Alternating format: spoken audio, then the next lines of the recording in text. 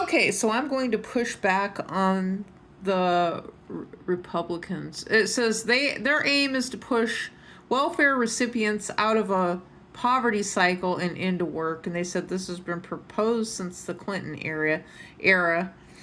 And so what they are talking about is work requirements across a swath of federal welfare programs to curb wasteful spending and fill in job openings in the economy. Now, I was just thinking, if people could actually fill in those job openings, don't you think there would be jobs that existed for the people to begin with? Um,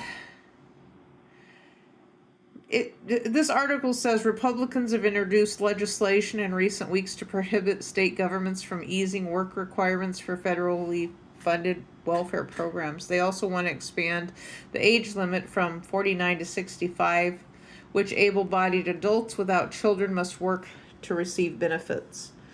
I would think people who get welfare would be hollering about that. I was never eligible to get welfare, and I know single people are not eligible to get welfare. When you lose a job, you're just shit out of luck when it comes to losing self-employment income. And so the Jason Smith of the House and Ways Means Committee says no one dreams to spend their lives on government assistance.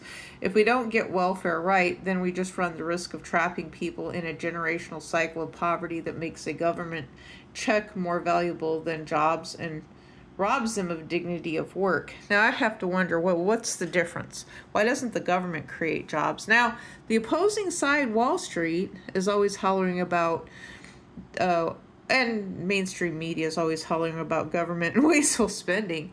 It sounds like the government is getting rid of all their jobs because the government does create jobs, and the government has created jobs that pay really, really well.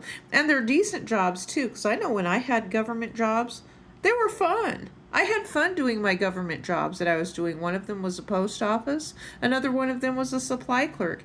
These are jobs that I could do now.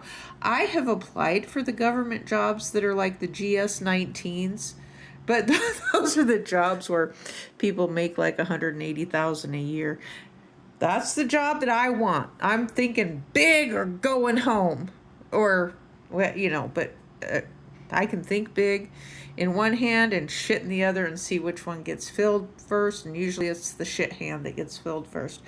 But I never complained about my government jobs because they did create a job for me in the past as a former military spouse and family member. So I